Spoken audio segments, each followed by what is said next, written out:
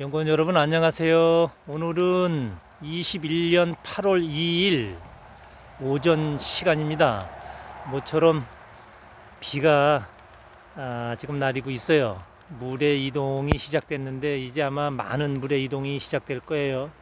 그럼에도 불구하고 여태 날씨가 무더운 아주 그런 속에서 고추가 이렇게 무럭무럭 자라서 선물을 주고 있네요. 이 자연의 선물에 감사드리며 오늘 여러분과 두 가지를 의논을 한번 해보겠습니다. 오늘은 고추 얘기를 좀 하고요. 덧붙여서 참깨에 대한 이야기를 한번 말씀드리겠습니다.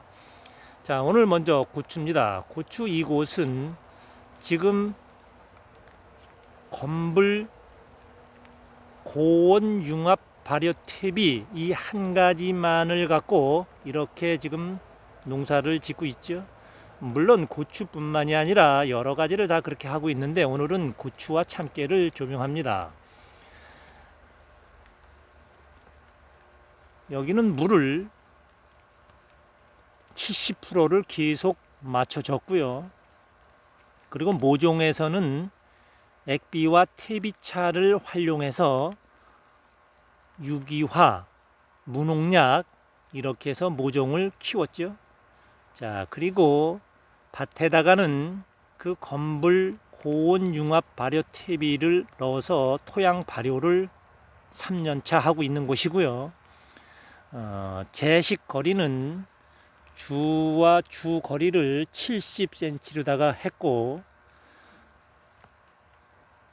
비닐과 낙엽 볏짚을 이용한 이형을 통해서 제초 요 효과를 보고 있는 이러한 현장입니다. 자, 그리고 지금 놀랍게도 올해 3년차 들어서면서 어떠한 균과 충의 발복이 전혀 없는 것을 볼 수가 있어요. 어디까지 지금 여기는 충이 없냐 하면 거미줄까지도 없습니다.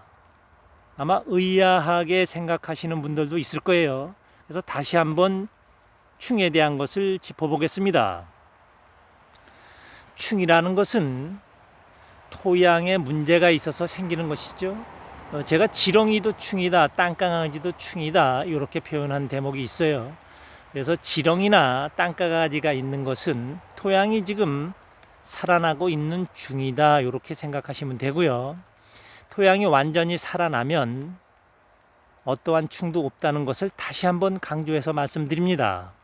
자, 지렁이가 있다 그러면 지렁이를 좋아하는 두더지가 생기고 두더지가 침입을 해서 밭을 많이 망가뜨려 놓죠. 자, 그 다음에 그 두더지가 있고 지렁이가 좀 많다 이 정도가 된다 그러면 산에 있는 멧돼지까지 침범을 하죠. 멧돼지는 어떠한 농작물을 먹으러 오는 것이 아니라 후가 이것으로다가 땅가간이나 지렁이를 먹으러 오는 것이죠. 그래서 옥수수밭이나 고구마밭, 감자밭을 코로다가 다 제끼면서 고구마나 감자를 먹을 요량으로다가 한 것이 아니라 옥수수를 따먹으려고 한 것이 아니라 지렁이를 먹으려고 하다 보니까 고구마가 나오고 감자가 나오고 옥수수대가 자빠지죠. 그러면 옥수수를 먹는 것 여러분들이 이렇게 이해를 하시면 좋을 것 같아요. 그리고 이것은 정확한 겁니다. 제가 산속에서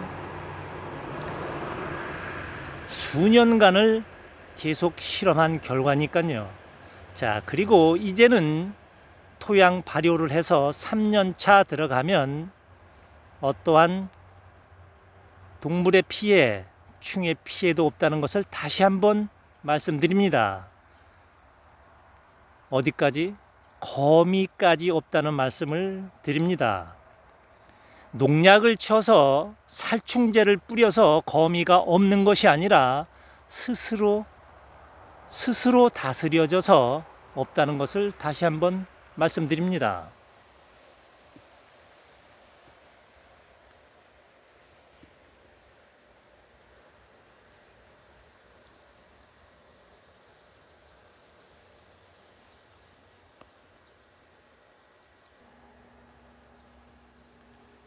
이곳은 지금 스테비아를 재배하고 있고, 이 옆에는 지금 옥수수를 지금 베어내고 들깨 모종을 한 곳입니다. 그리고 이곳은 옥수수를 베어내고 다시 옥수수 모종을 정식을 한 그런 곳이죠. 그리고 이제 옥수수를 수확하면서 무와 배추를 심을 요량으로다가 지금 계획을 하고 있는 그러한 밭입니다. 이것이 바로 지금 여러분들이 보시는 것은 무경운이죠. 풀밭에다가 그 풀을 어떻게 제압을 하고 그냥 씨름을 하지 마시고 이렇게 깨끗이 정리된 곳에 토양 발효가 완전히 끝나면 이렇게 무경운, 이곳은 어떠한 영양제나 다른 식물이 필요해서 주는 여러 가지가 많은데 그런 것을 다 생략하고도 이렇게 무경운으로다가 무투입으로다가 가능하니까 이것을 한번 본보기로 해서 연구를 한번 해보시면 좋을 것 같아서 오늘 이 화면을 보내드립니다. 자, 이곳은 참깨밭입니다. 아마 여러분들이 깜짝 놀라실 거예요. 아, 이거 뭐야, 8월 초순인데 참깨가 조만하단 말이야. 그리고 네, 여기는 양파를 수확한 후에 7월 1일 날 참깨 씨앗을 포토에다가 넣어서 7월 25일 날 정식을 한 것입니다. 그래서 이렇게 늦게 참깨를 낸다 하더라도 굉장히 많은 수확 이런 거를 할 수 있어서 여러분한테 이것도 한번 참고시라고 보내드립니다. 늦게 심는 것은 이 모작에서 참깨나 들깨, 옥수수 이런 것들이 있는데 이 참깨는 일찍 심는 것보다 이렇게 좀 넓게 심어도 수확을 굉장히 많이 할 수 있고 바람 맞는 것 이런 것을 굉장히 방지를 시킬 수가 있어요. 그래서 이것도 한번 여러분들이 내년부터는 한번 참고해서 한번 해보시길 바랍니다. 참고로 이렇게 늦게 심으면은 참깨가 좀 똘똘하다 그럴까요? 무게가 좀 많이 나간다는 것, 그리고 참기름도 굉장히 아주 많이 나와요. 보통 뭐 참깨 한 마리면 6병 나왔어, 7병 나왔어, 8병 나왔어 뭐 이렇게 말씀들 하시는데 보통 평균적으로다가 8병 나옵니다. 이렇게 늦게 심은 참깨가 잘 여문다는 것을 다시 한번 말씀드립니다.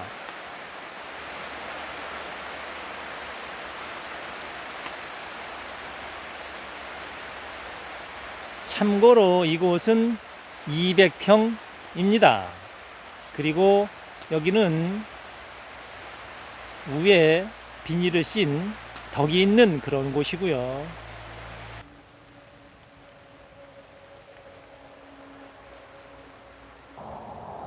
이곳은 옥수수를 베어내고 이제 정식을 한 지 4일차 되는 곳입니다. 이거는 참깨입니다. 이곳은 고추밭인데 비닐 덕이 있는 곳이에요. 하우스기는 한데 이 양쪽에 문이나 이런 게 없이 위에만 있는 비가림이라고 명칭하겠습니다. 이렇게 했고 여기는 노지보다 오일을 먼저 정식을 한 그런 곳입니다.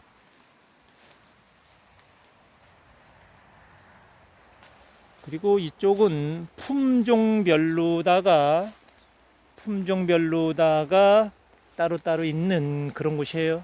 그래서 총 이렇게 보면은 2줄 심었고 이쪽에도 2줄을 심었는데 4가지 품종을 지금 비교를 하고 있는 곳이에요. 그 중에 굉장히 저렴한 씨앗, 지금 여러분들이 아마 모종을 사러 가거나 씨앗을 구매하실 때 보면 이것은 탄저병에 굉장히 강한 거야. 이 처리가 다 돼 있기 때문에 탄저병에 안 걸려. 이러한 씨앗. 그리고 칼라병이라는 것 다들 아시죠? 빨간 고추를 원하고 있는데 빨갛게 되다가 말고 색소가 안 들어와요. 이러한 병, 이러한 것을 다 처리가 된 씨앗이다 해서 한 봉지에 15만 원씩을 우리나라에서 판매하고 있죠. 그런데 그 절반도 안 되는 가격에 판매하는 고추 씨앗이 있어요. 바로 그것을 오늘 조명해 드립니다. 비닐 덕이 있는 한 복판에 지금 와서 있습니다.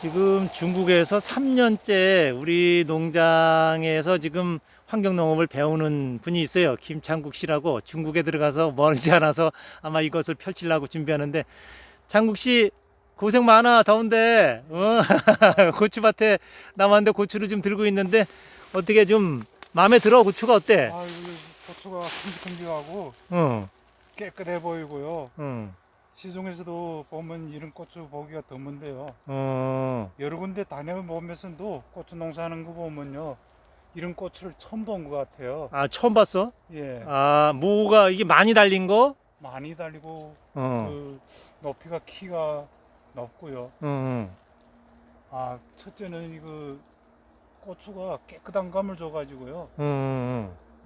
보기가 엄청 좋아요. 그렇구나.